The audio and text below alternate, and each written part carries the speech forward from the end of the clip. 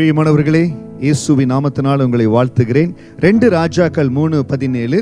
நீங்கள் காற்றையும் காண மாட்டீர்கள், மழையும் காண மாட்டீர்கள், ஆனாலும் நீங்களும் உங்கள் ஆடு மாடுகளும் உங்கள் மிருக ஜீவன்கள் குடிக்கும்படிக்கு இந்த பள்ளத்தாக்கு தண்ணீரால் நிரப்பப்படும் என்று கர்த்தர் சொல்லுகிறார். இஸ்ரவேல் ராஜாவும் யூதாவின் ராஜாவும் படையெடுத்து வருகிறார்கள். 7 நாள் அந்த இடத்துல சுற்றி திரியிறாங்க. தண்ணி கிடைக்கல. எலிசாவின் இடத்துல கடந்து போறாங்க. யூதாவின் ராஜா நிமித்தம் எலிசா கர்த்தரிடத்துல முறையிடுகிறார். கர்த்தருடைய வார்த்தை சொல்லுகிறது, பள்ளத்தாக்க வெட்டுங்க, இந்த இடத்துல தண்ணீர் வரும்.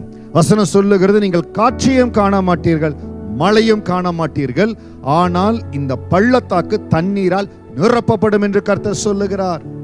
இன்றைக்கு 7 வாரமா இருக்கலாம், 7 நாளா இருக்கலாம், 7 மாதங்களா இருக்கலாம். ஏதோ இடத்துல உங்கள் தேவைகள் சந்திக்கப்படாம மிக வறட்சியான சூழ்நிலை, மிக பற்றாக்குறையின் சூழ்நிலை, எப்படி நடக்கும், எப்படி சகாயம் வரும், எந்த இடத்துல எனக்கு விடுதலை வரும், யார் உதவி செய்வார்கள்? இன்றைக்கு 2 ராஜாக்கள் 3:17 படி கர்த்தர் உங்கள் தேவையின் மத்தியில் நிரப்ப போகிறார். கர்த்தர் தேவைகளை சந்திக்க போகிறார்.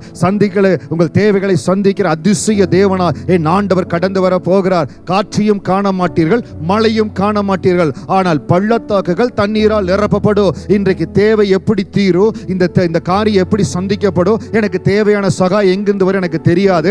ஆனால் பரலோகத்தின் தேவன் 2 ராஜாக்கள் 3:17 எலிசாவின் மூலமாய் பேசி அந்த இடத்துல அற்புதத்தை செய்த தேவன் எனக்கு என் வாழ்க்கையில, என் சரீரத்துல, என் குடும்பத்துல, என் ஊழியத்துல இந்த அற்புதத்தை செய்ய போறார். இதை நீங்க சொல்லி சொல்லி ஜெபிக்கிற பொழுது நிச்சயமா உங்களுக்கு சொல்லுகிறேன், இயேசுவின் நாமத்தினால உங்கள் தேவைகள் சந்திக்கப்பட போகிறது. இயேசுவின் நாமத்தினால இவ்வளவு நாட்கள் கண்ட வறட்சி, இவ்வளவு நாட்கள் கண்ட போராட்டம், இவ்வளவு நாட்கள் நீங்க கண்டிருந்த மிக மிக ஒரு சிறையிருப்பின் நாட்கள், அதிலிருந்தெல்லாம் ஆண்டவர் வெளியில கொண்டு வரார். சமாதானத்தால் நிரப்புகிறார், சந்தோஷத்தால் நிரப்புகிறார், அற்புதத்தினால் நிரப்புகிறார். அந்த அற்புத வல்லமை என்னை நிரப்பதற்காய் ஸ்தோத்திரம் சொல்லுங்க. அந்த அதிசயத்தின் கரோ என்னை தொடுவதற்காய் ஸ்தோத்திரம். நான் காற்றையும் காண மாட்டேன், மழையும் காண மாட்டேன், ஆனால் வாய்க்கால்கள் தண்ணீரால் நிரம்பும். என் ஆண்டவர் அற்புதத்தை கொடுப்பார், என் ஆண்டவர் அற்புதத்தை கொடுப்பார். கர்த்தர் எனக்கு புத்திர பாக்கியத்தை கொடுக்க போறார். எப்படி வரும், எப்படி வரும்? இவ்வளவோ நாட்கள் காத்திருக்கிறேனே, 7 வருடமாய் பிள்ளைக்காய் காத்திருக்கிற இந்த வருடத்துல கர்த்தர் உங்களுக்கு அற்புதத்தை செய்ய போறார். இந்த வார்த்தை கடந்து வருகிற பொழுது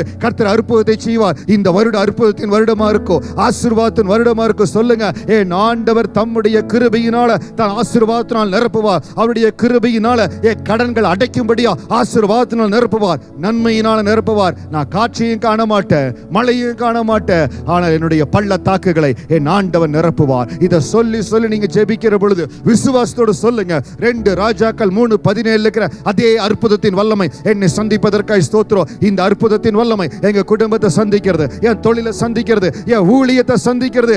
வறட்சியின் நிலைமைகள் இருக்கிற ஒவ்வொரு இடத்திலும், எந்த இடத்துல வறட்சி நிலைமை இருக்குதோ, எந்த இடத்துல பற்றாக்குறை நிலைமை இருக்குதோ, எந்த இடத்துல சிறையிருப்பின் காலங்கள் இருக்குதோ, இயேசுவின் நாமத்தினால 2 ராஜாக்கள் 3:17 இருக்கிற வல்லமை உங்களை தொடுவதாக, அந்த ஆசீர்வாதம் உங்கள் மேல் கடந்து வருவதாக. தேவாவியானவர் உங்களை பலப்படுத்தி ஆசீர்வதிப்பார். இதை அறிக்கை செய்து நீங்க ஜெபித்துக் கொண்டிருக்க ஒரு நாட்கள் வரும், நீங்க சாட்சியா இருக்க போறீங்க. ரெகபோத் ஊழியத்துக்கு உங்க சாட்சி நீங்க அனுப்ப போறீங்க. 2 ராஜாக்கள் 3:17 இருக்கிற அந்த அதிசயத்தின் வல்லமை, அந்த அற்புதத்தின் வல்லமை உங்களை ஆசீர்வதிப்பதாக. மென்மேலும் கர்த்தர் உங்களை பெருக பண்ணுவார், பெரிய காரியங்களை உங்களை பயன்படுத்துவார். God bless you.